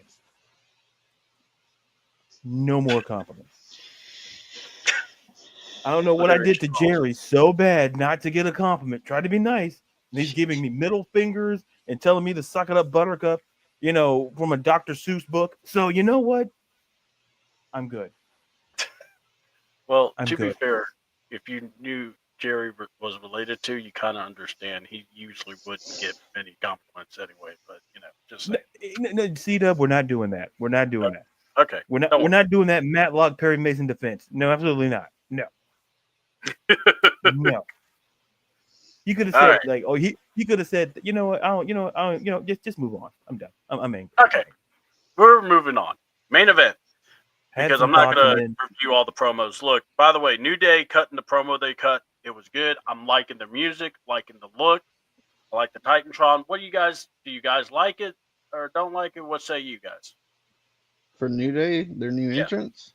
Yeah, it's nice. Like, it's different. It's definitely not Bootios and unicorns. So. Okay. What say you, Ladarius? It was great. Okay. Let's talk about the main event, and hopefully we get more than one word on this one. And I hope it is, because this main event actually was really good. Seth Rollins and Finn Balor. Now, Seth is going in, and that was kind of like you knew that would happen. But I thought this match was really good. I had one glare mess up by Finn where he hesitated on the kick out. Don't know what was up with that. Maybe he just whatever. By the way, I think Finn Balor can do the pedigree better than Seth, and I would hope Seth never does the pedigree again, but he'll probably do it again. But that's just one of my thoughts. But I thought that Seth really that just the match with him and Finn in general was really good. I was impressed. I was happy that it went off the way it did. What was your thoughts on Seth versus Finn Balor? And Seth being in the chamber, it kind of felt like he had to be in it regardless.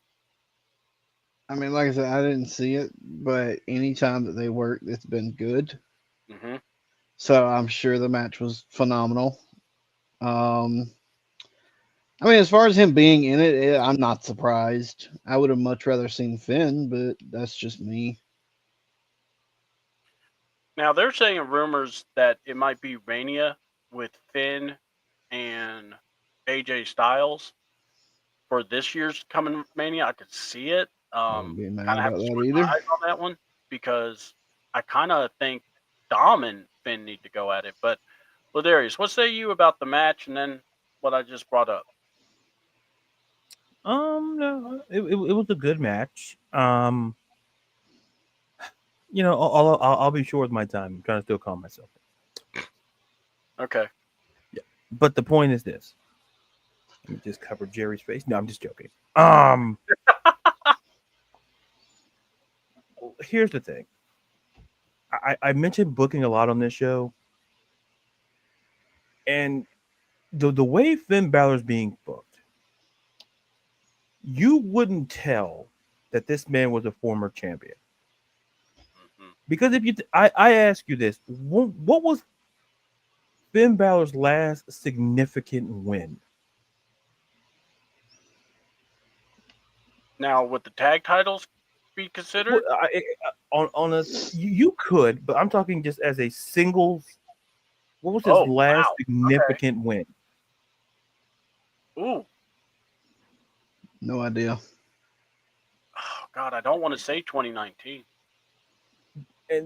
But my point is the point, like, to Jerry's reaction is we don't know. Because here's the thing. Even with the whole thing when he faced Damian Priest, he took an L. He's taken an L, it feels like, at every turn. It feels like. Maybe he's won selected tag team. Yeah, he's won. But this is the issue that I run across. And someone brought up the match when he faced Edge at WrestleMania and how he was never the same dude. Mm-hmm. I counter and say yes, but I also counter and say the way the opportunity that's presented right now for him to be booked should be different. And to me, I would prefer that Finn faces Dom at WrestleMania. It makes sense. Not saying that Styles versus Balor wouldn't, be a great match, but I don't see how we get there. If that makes sense, I don't see how we get there Mm-hmm. because I think I think AJ's on a different track, in my opinion, than Finn Balor is. It's just, to me, the way Finn Balor is being booked from a singles perspective has not been good. Mm. And it's not saying I'm upset with Hunter or the booking. It's just I can't think of the last match where I said, "Man, that was a great win for Finn Balor." And that, to me, because to me, going to that match, I knew he was going to take the L because of the track record. And I'm not saying, and that's no disrespect to the match because the match was great, but the way he's just being booked, even when he was feuding with Damian Priest, I was like, man, this is not good. This is not good. And I just feel like at some point, I don't, listen, if we don't get Finn versus Dom and Finn winning, quite frankly, I don't know what's going on. Because Finn needs the win. That's all there is to it. That's my mini rant. Like I said, I'm a Seth Rollins guy through and through. But penultimately, I would just like to see Finn Balor get a win. It low key feels like an underscore story to the John Cena story. It's like, when was the last time they won a match of quality? In the case of Finn, when's the last time you won a match that wasn't a tag team match? Like that's the penultimate question. So that's my 1 cent of opinion there. So back to you. I'm sorry. I was actually trying, like you were asking, and I'm trying to look it up. And yeah, honestly, when I want to say it's the Intercontinental title, I want to say that, like, in maybe 2022, maybe. But wow, man, you just brought that just kind of sideways to everything here. But look, for Seth has to be in the chamber. Something has to Yeah. happen. All right, you got to have him. He's going to be the straw that stirs the drink in this match. I truly feel it. I don't know what we're going to expect from this chamber match. You already have a non-sanctioned match already. You have the men's, the women's. You also have the women's tag team match. So there's probably another match coming up that we'll find out later. I'm looking forward to this. I think that's going to be a great question. And yeah, Finn's got to have some kind of because eventually there's a point where you beat the people too much, and I don't think it's even the right time to put Finn as the face. Now you can maybe have him, get kicked out of the group or something, but he can do his own thing. But Yeah. there's got to be other ways than that. I mean, it's because you're right. If you put him, because originally I was going to say, man, Dominic could get that win finally, but then, yeah, Finn needs to have something. I mean, I can't really argue with you, especially if he has the group. So that's just kind of like, a good point there. All right, so that's our review, and that's actually the quickest we've ever went through everything. But the biggest question, and I posed it in our thing when we first started. Why is everyone so damn impatient? Is the question. Because they don't know how to be patient. Yes. Storytelling and booking, it's a process. Am I right, Jerry? I mean, Yep, you were right. okay. So I don't want to just speak out of turn. So No, you're totally right. It takes time to build up and come into for whatever that word is. I can think of it, but I can't say it. fruition. Thank you. Yeah. So I have seen so many people aggravated. Why don't we know this? Why don't we have this? Why can't we just? It's almost like this. I'm waiting for somebody to go, well, can we just have the chamber right now? It's like, no, you're going to wait. Huh? I had the window open. Chamber is March 1st, and WrestleMania is on April 19th and the 20th. So 4/19 and 4/20, you can wait for those dates. So what are you going to do? I mean, because I'm really talking about one group of fans. We all know who they are. They think, oh, that's sweet. Hey, Shauna. So, but yeah, because people are aggravated about the Gunther. They're aggravated with Jay about how Jay shouldn't be in the main event. And then the same people are upset about Kevin Owens should be facing Sami at Mania, or he should be doing other things. Drew shouldn't be facing. So I wanted to keep this as kind of a general, discussion. What you guys think about that? I mean, me personally, I'm one of those. I'm waiting. I'm not upset. I know it's the right. I mean, like I said, 47 years old. I've watched WrestleManias. I know that there's some builds really good. Last year was all time. Little hint, you had The Rock to kind of kick it into ultra gear. Yeah. We don't have him, so stop expecting him to come in and go, okay, let's bring it up to another level. So we're doing what we need to. But what do you guys think? I want to go and let's start with Jerry and then start with or go to Ladarius after. People are just impatient. I mean, that's all it bears down to is people are just impatient. They want something. They want it right then, right there, and they don't want to wait. And with wrestling, especially in storytelling, you can't do that. You have to build it up until you get to that blow off spot in the main event, whether it's in a cage or whatever. They have to wait. Mm-hmm. Well, so you, Ladarius.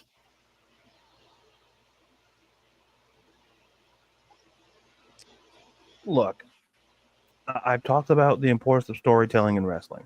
Mm-hmm. People want all these great results and are not willing to be patient for them. If people like I say, people who are upset about Jay, listen. I respect people's opinions. I respect, if it comes from a place where like, well, from whatever. But the thing is this, I always present the question: if you didn't want Jay to win the Rumble, then who did you want to win the Rumble? From a pure story, from a pure storyline perspective, who was the better option than Jey Uso? Because at the end of the day, listen, it made sense. In the men's Royal Rumble, you could have won at least at the minimum 5 different ways. And people would have been okay. Like, okay, cool. But to go with Jey Uso was a game changer. And people who don't simply understand, and I say this in the most respectful way I can possibly say it, get over it. Because at the end of the day, and I know there's people who I'm friends with, you know, I know the conversations get few. I'm not gonna, I sense tension. I'm not talking about anybody on here, but it's like I've read on social media, people just don't want Gunther to lose the title because they feel it's not fair. My counterpoint is this: Triple H has shown you the blueprint on how this thing works. It's like we're not getting no more long reigns. Like the Roman Reigns is probably the longest reign we're ever going to see in a while. Like, you know, listen, because that works because it's, and I could have argued, and I think I talked with CW about, like, there was an opportunity, like they could have pulled off, ironically enough, in Canada, in Montreal, where they could have had Sami Zayn beat Roman Reigns, but they didn't. They didn't. You know. But shifting back to your point to stay on the focus here. Wrestling, there's different sets of wrestling fans, and listen, you can't win everybody. It's like this with AEW. AEW had the perfect opportunity to have Harley Cameron beat Mercedes Moné. Harley had she had the momentum. It made sense for her to be. I think it was for the TBS championship. Yeah. But what did they do? Yeah, not the major. Yeah, not the major, and that's something of significance. But they just chose to keep Mercedes as champion. Triple H Hunter had a choice in that Royal Rumble. He could have went with CM Punk. He could have went with Roman Reigns. He could have went Seth Rollins. He could have went different ways, but he chose Jey Uso. Why? Because the momentum is there, and Jey Uso has earned every bit of the moment. And people complain about in-ring work. I think like, did you not see him when he fought Roman? Like, did we fall asleep during that? When he went one-on-one, when he was first starting his singles run, he faced Roman Reigns.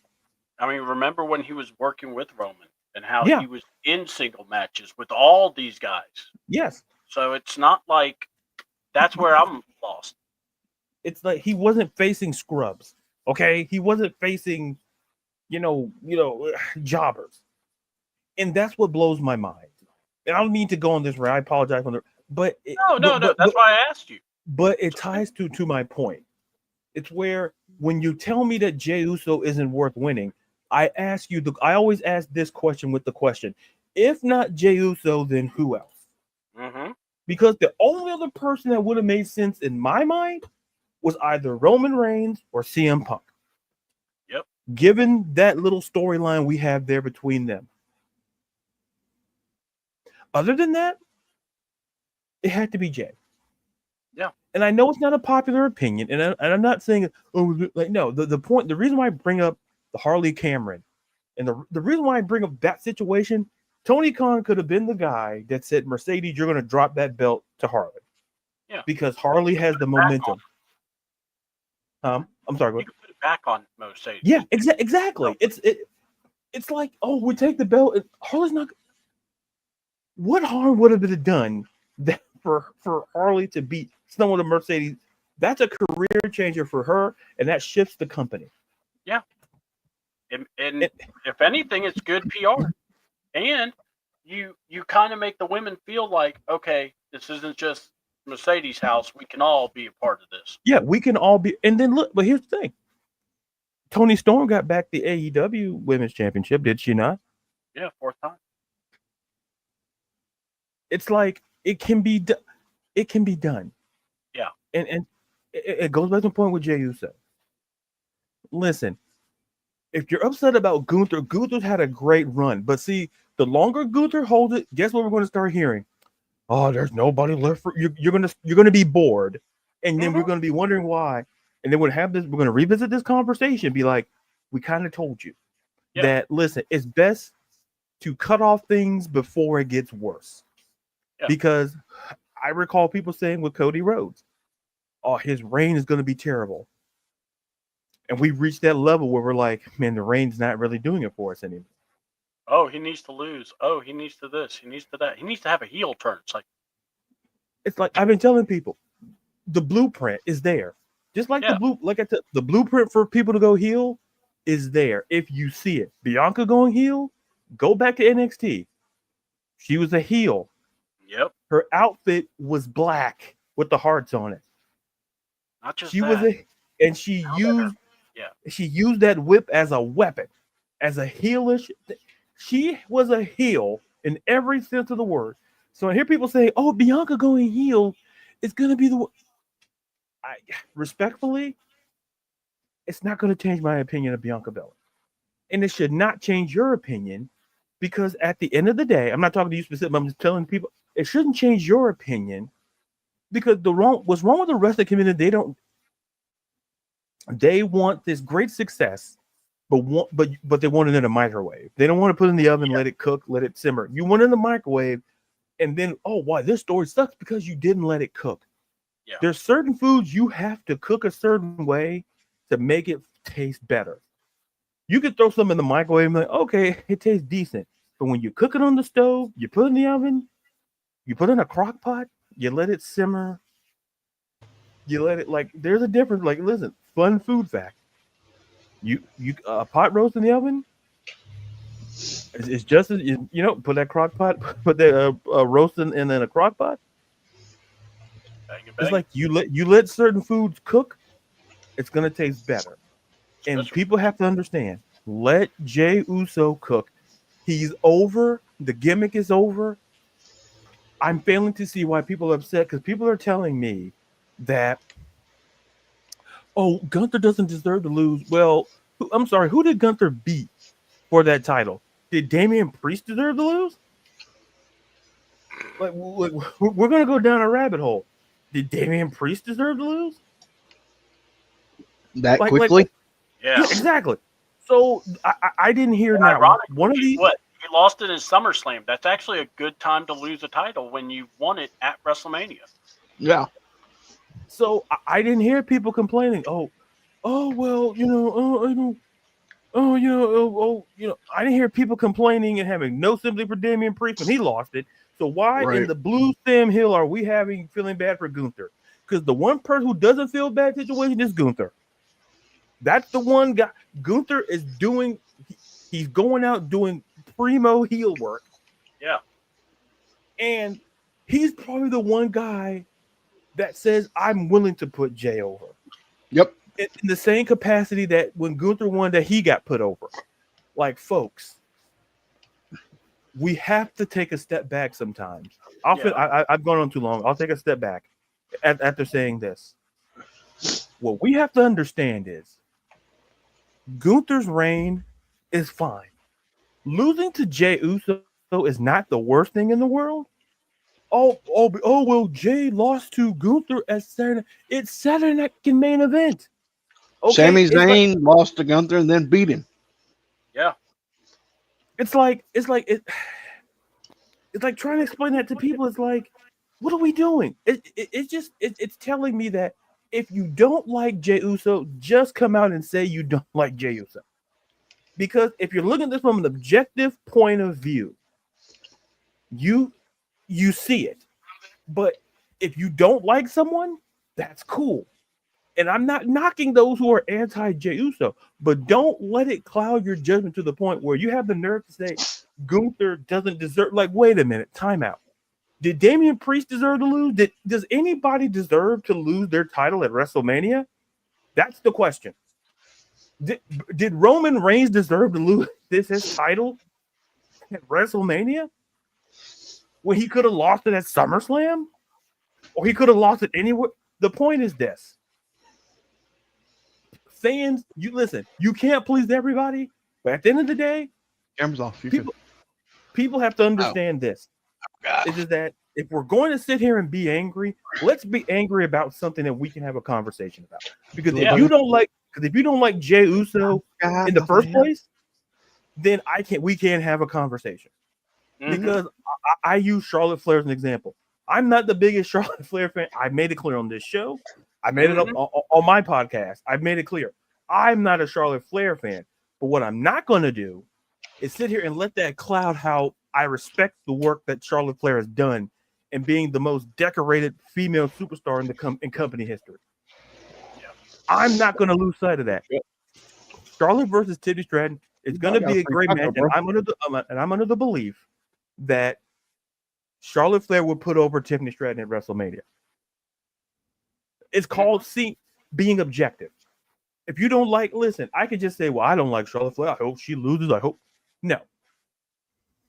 I respect Charlotte Flair. Some of you guys out there, not talking to this panel, the reason why you probably don't like Jey Uso is because we're talking about nuanced stuff. Because, like, I think to Jerry's point, Sammy lost to Gunther, and by the way, and then beat him on the biggest stage of them all. I don't want to hear, like, listen, just like the NFL. Oh man, they beat him in the regular season. This is the Super Bowl. Let's calm down. It's two different situations. Things change. So at the end of the day, I just urge people to understand from a storytelling perspective, understand why Jey Uso's story makes sense. Understand why him and Gunther makes sense. Because I ask you this, if not Jey Uso facing Gunther, who do you want to face Gunther at WrestleMania? Because he's got to fight at WrestleMania. It's WrestleMania, for God's sakes. Mm-hmm. He's got to defend his belt against someone. So, folks, take a step back and let's relax. Yeah. I'm done. I've Okay. gone too long. I'm done. No, you're fine, bro, because these are things that have been on my mind. I know it's probably on yours. So, and we need to point the bend. I'm going to say it like this.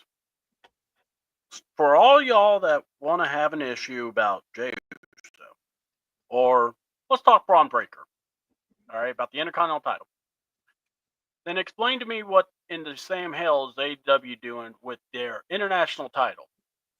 Let me explain. So, Kenny Omega was in a tag team match, playa, with Will Ospreay, and they fought Kyle Fletcher and Konosuke Takeshita. I think I said it right. All right. So Kenny pins Takeshita after they did a combined move and all that. All right, whatever. In the tiny ring.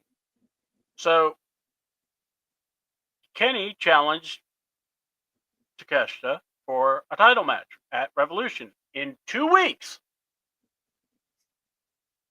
Well, tonight, Orange Cassidy is going against Roderick Strong.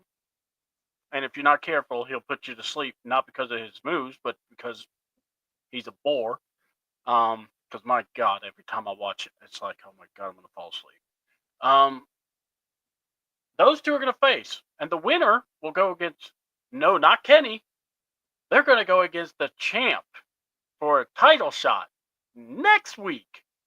And then the winner of that will go against Kenny Omega at the pay-per-view. When, honestly, it should be flipped and say, all right, Kenny will face the winner of that match next week. And then if he wins, you go against Takeshita. Or, storytelling, you get those two in the ring. You get Kenny explaining why he wants to dethrone Takeshita because he's fought him twice and lost both times, and he'll be damned if he lets number 3 happen again. There you go. Instant, and you can have Takeshita beat him up, whatever, and then next week he comes back, says, I told you I'm not going to take this down line. I won. You're not going to get 3 past me. There you go. A theme. All right. You're not going to beat me 3 times. I'm not letting you. You know, this is what drives me. I'm crapping in a bag, but I have to, with my, the dialysis thing. So, divert. Oh God, I can't even say it. And I'm trying not to sound like an idiot. But anyway, you know what I had, and this is driving me to want to fight you because I want to get back in the ring. I want to prove to the world that I still have what it takes. Now you did a story where I've involved your feelings as well as you're going to have a great match. This is all what they're doing in WWE. All right. Is Styles versus Braun going to be at the Chamber? We don't know. Could it be at WrestleMania? It could. I have a really cool suggestion. You take all the people that are competing for the U.S. title and the Intercontinental title and put them in a match. 2 4-ways, however you want to do it. Winner gets the champion at WrestleMania Night 2. Now you developed an interesting story of whoever wins had to fight tooth and nail just to get to this spot. And you know what? They may lose, or they may pull it out and get the upset win. No one knows. But that is something you could come up with. Wrestling has to have the story. Wrestling without the story, without the investment of people that are into it, it's just another show. You might as well watch a soap opera. You still got to have that. What hooks me? What's getting me? What makes me want to cheer for the guy that's beating up the other guy? All right. Here's something out the box. I don't know if you guys saw it, but over in hockey, hold on. I'm trying to. Oh, I cannot because he did it himself. Okay. In hockey, Canada versus U.S. It was yesterday. It was last week. There were 3 fights in the first 90 seconds of the game. Why? Because the fans decided to boo. They decided to boo the national anthem. Now, we don't talk politics, so I'm not going into that. I promise. But what I'm going to say is, but that brought that emotion. It made it where it made you feel like, oh, no, you didn't. You ain't going to do that against us. No, we ain't playing that. Heck, you can't even get the NBA players to actually care about the game. And they keep putting it in the way they want to, and then they see a white boy that just gets off the street and dunks 3 times better than the other guys that's on their team. And they're like, maybe we should dunk. Oh, I bet you Michael Jordan just wants to slap all the current players. I'd let him. I would. I don't care what I would like. MJ, smack. I mean, man, I would rather have 60-year-old MJ dunking right now versus these players. But anyway, now that I shake my fist at everything, we're going to go ahead and do our shout outs and everything. And Ladarius, I know you've probably calmed down now for your stuff. But by the way, bro, don't feel bad. I felt the same way. It's like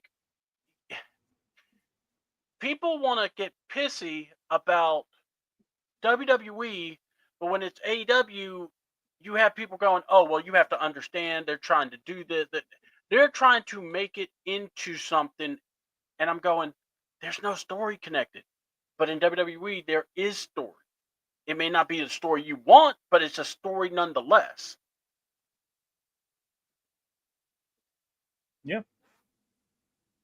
I look at that chamber match. I think we're going to get a lot of answers.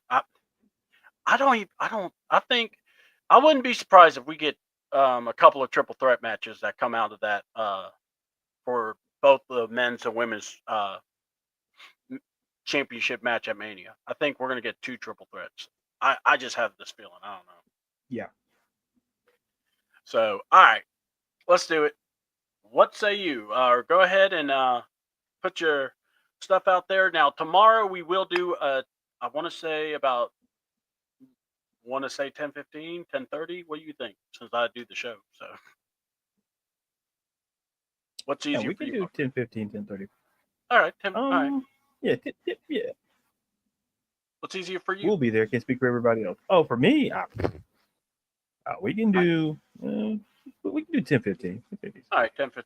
All right, I'll set it up and send it to you. So, but yeah, see, this is what's cool about us. We can actually talk about this and just get everything straight. These are the behind the scenes stuff that goes in front of the camera. Well, C-Dub, it's your show. Why do you talk to Ladarius? Because Ladarius is my executive producer, and I treat him as such. You hear that, Terry? It's Terry listening. Oh, he's listening. This is how you treat a producer. Listens. He'll be like, "Hey, wrestling guys, what are you doing?" See, we might just need to change our name. Just call it the Bearded Game Presents Weird Wrestling Guys. Yeah, it's the fact that he named Hogan and you know what? You're right.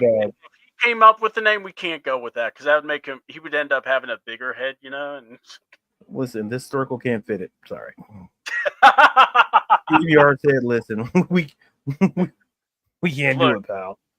StreamYard will not let me edit the size of the circle. I can only do what I'm good with. Oh my god! But anyway, you can find me, Twitter and TikTok at Ladarius_Brown, Instagram Ladarius_Brown, writer editor for Beyond Women's Sports. I'm covering Athletes Unlimited basketball. Great ratings over there in Nashville. They're doing great. It's week 3. Week 3 starts tonight. I believe the game's on as we're talking. So, and then shout out to the chat. Shout out to Carrie. Shout out to Miss Christy, April, Ron. Shout out to Jerry. I know Jerry had to bounce. Yeah. Shout out to him. Shout out to UCW. Just a great show. Thank you guys for taking time out of your evening to listen to a couple of guys talk about wrestling. Yeah. I appreciate it too from everybody that was part of it, chat, and also Jerry. And look, we get along. We like each other. And I will say this: it's fun with Jerry because Jerry actually, and I've actually been where we've had to help set up wrestling rings. So when I saw the wrestling ring, I could not. The biggest thing that aggravated me the most, Ladarius, is when people go, "Oh, well, just watch the wrestling. You won't think about the ring." I'm like, no.